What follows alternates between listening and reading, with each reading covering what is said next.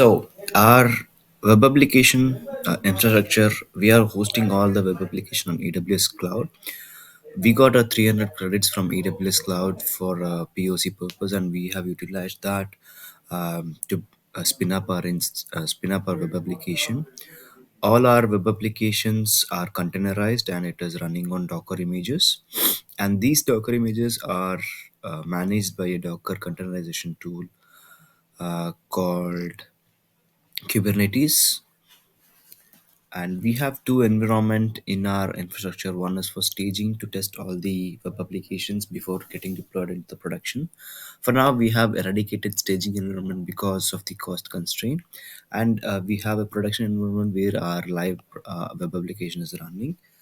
And this is the technical architecture for our web application, where we have the EKS cluster in the private subnet, and these clusters are accessed by a EC2 instance in public cloud, and we have a load balancer.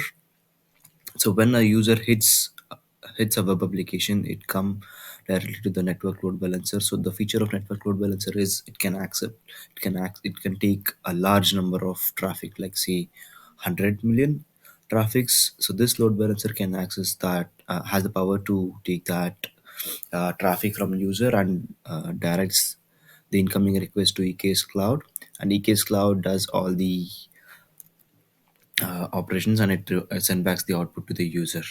So let's go to the AWS dashboard.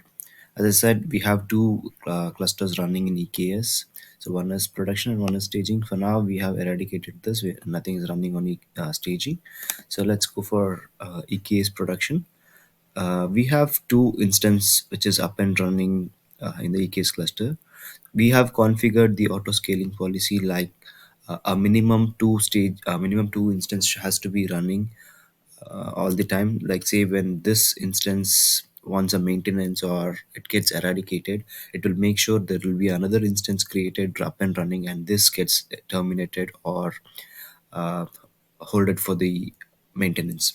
So we have iability here, and these are the instances which is running behind the EKS. One is this, and one is, we have two clusters, and we have bash and host to access these clusters.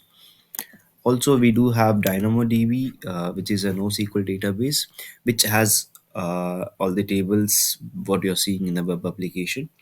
These the EKS cluster pods are connected directly to this DynamoDB using a IAM role, which we have configured inside the cluster. So this is how the pods, the container of the web application look like. So when we type this command, we get the pods running. So as I said, um, and in this EKS, we have even configured the high availability for the pods. Like say for the front end, there should be a four pods always running, no matter what the problem comes to the pods. It has to run four container application all the time. It is configured in such a way that there will be no downtime for your web application.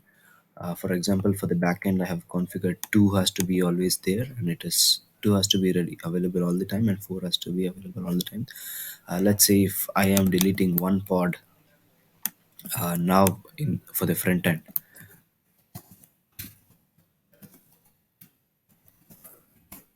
so it is deleted, and if we see we have new pod running which we have terminated, so it will make sure always a four pod is running, so that there will be no downtime for your web application. And we have other pods running in the production cluster as well, that is Jenkins, which is a CI/CD tool, and we have monitoring tool as well running in the production environment. There is another feature which I wanted to explain you, that is we have a powerful tool which is provided by Kubernetes, that is called as Ingress. What's the job of Ingress is, in a traditional way, when it comes to traditional way, before developers used to create a code, this they deploy in a server, and there will be a load balancer which will be in front of the server. So for each web application, there will be individual load balancer. But we have eradicated, and since it is a containerization tool, so we have one load balancer to manage all the domains. So Ingress has intelligence to direct the traffic to the pod they want. Like say when you get a traffic from abc.com, when you get a traffic from abc.com from user, load balancer takes abc.com and redirects to EKS clusters. Here we'll be having ingress. So ingress has a routing table stating that when you get to abc.com, go to pod A. When a user sends xyz.com, the route table will have, if you get a traffic from xyz.com, redirect the traffic to pod B. In a similar way, when we get a traffic from atu.technical.com, the ingress will direct the traffic to front end application, which is this pods. So also we can mention this service, the front end service. So behind this, we have these pods running. So this is the powerful tool which you can, which is always available up and running. So there's no doubt for downtime. And